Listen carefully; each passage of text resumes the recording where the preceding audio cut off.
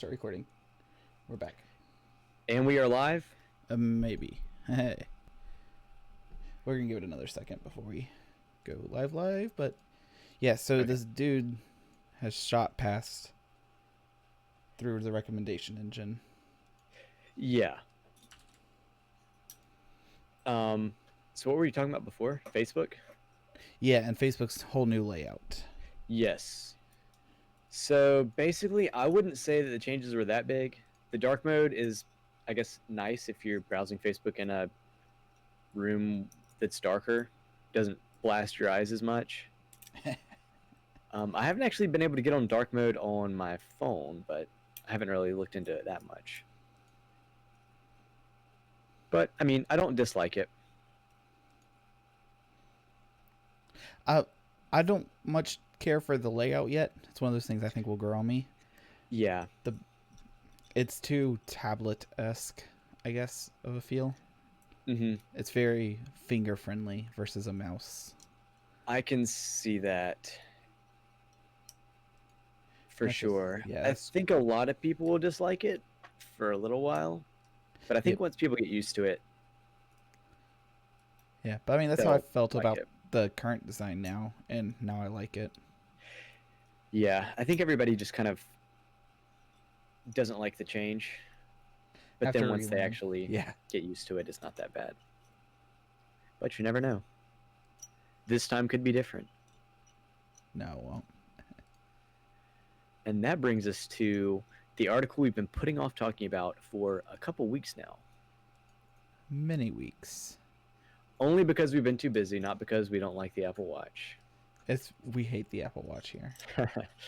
But that actually doesn't have anything to do with the story. Well, our like or dislike of the Apple Watch. Because this is kind of a cool thing. Yeah, it's over at cnet.com. Apple Watch saved my life. Yeah, I know, right? I don't think we have a single Verge story in here. I think there was one in there somewhere. Yeah, 5 people tell their story on how Apple Watch saved their life. And it's interesting to think that what some people would think as like a commodity or a luxury, I guess. Yeah, a luxury item. Yeah, not and commodity. It is a luxury item. It is, as saving all these people's lives. But so far, we're up to 5 official counting on people who wouldn't be here without the Apple Watch. Yeah. That's wild. It's cool. But you know what's not cool? Apple. Reply all. Oh, man. Thankfully, Microsoft is on our side. With Apple and Microsoft, we will all be good. What about Google, though?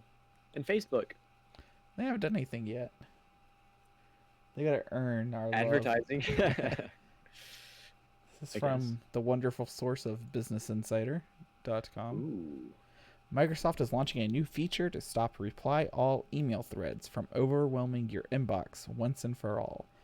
Not once and for all, but 10 times and for all. 10 times and for all. Keep that in mind. All right, so why do you say 10 times? Coming from the guy who put the article in and then didn't read it. Coming from, yeah. If you look at the second bullet point, underneath that first image, it says the feature kicks in when the system receives 10 reply all responses on a thread with more than 5,000 recipients within 60 minutes. So basically, your CEO sends out an email to everyone at the company, and then Jimmy over in accounting replies to all 5,000 recipients by clicking reply all. His email goes through. Doris over in whatever department Doris is in also replies all. Her email goes to everybody. You can send 10 reply all responses on a thread, and then after the 10th one, it gets, blocked by Outlook or whatever. Because, I mean, that would be 50,000 emails. It's a ton. And I understand why they went with 10, because there had to be a threshold. There had to be a threshold, and I'm assuming that 10 is just the threshold they decided. So one of the reasons I was against this is that Yeah. that's a way a lot of my extended family communicates. Is one of them will send out an email to everybody, and then everybody Gotcha. would reply all. That way, everybody Yep. can see everybody's responses.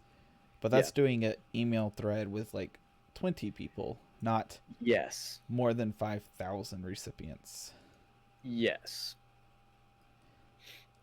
And I guess there could be a case where a CEO sends out an email to 5,000 people, or someone sends out an email to 5,000 people, and then there do need to be reply alls, or there is a case to use reply all. But I can't imagine a place where there needs to be more than 10 reply alls to a group that Yeah. size. Whereas it is different for like family communications, and that is understandable. So I think this is actually a good solution. Yeah. I really don't have a for it thing. Like, yeah, we should have the reply all button. Or Honestly, Microsoft, it probably helps their servers a little bit. Maybe not that much. Maybe reduces some spam, potentially. yeah, I think it could definitely do that. Although, who's using reply all to spam, really? But, I mean, I guess I don't really see a need for adding this limitation, but I also don't see a need for replying all more than 10 times. So it's kind of like a toss up, kind of a no brainer to add it, I guess. Yeah, Because why not? why not? Exactly, yeah. But it's not some kind of game breaking new feature that everybody will switch for Outlook to.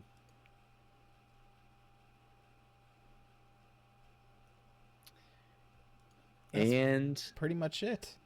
yeah, maybe next week we'll get a PC build review Yeah, for a no new streaming kidding. PC.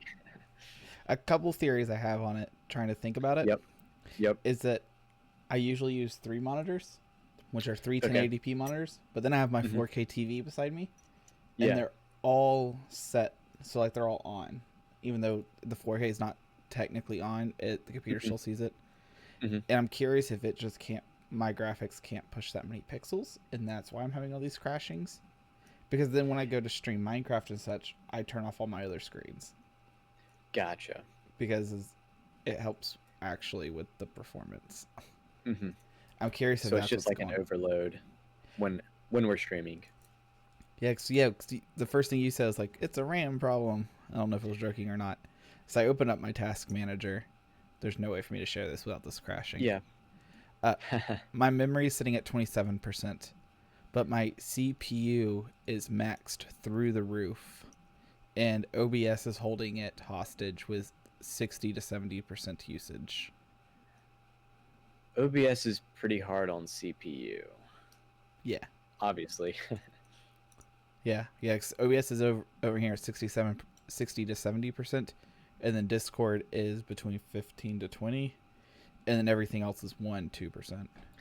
Yeah, I don't think that the multi-streaming script should take up very much CPU, although I could imagine it taking up a bit of memory, but it sounds like you're not having a memory problem. Yeah. And it doesn't sound like it's taking up much CPU because most of the CPU is taken up by OBS. So Yeah, and then I went and went That's the good. luxury way with it, and Mhm. OBS is recording to a SSD. That way, its multi-stream is reading from an SSD. Okay, yeah. But yeah, the CPU is the only thing above 27%. Wow. Everything, okay, the graphics card's sitting at 30 to 32. It's bouncing between those. Still not super high, and So wow. I might try overclocking my processor next week Ooh. from 3.3 to just like 3.6. 3.2. Just kidding. Not jumping into the what is it? The Ryzen 3100 yet? Yeah. Well, that's it for this week, Hopefully, we won't crash next week. and we'll talk about that next They'll week. call us the party crashers one day.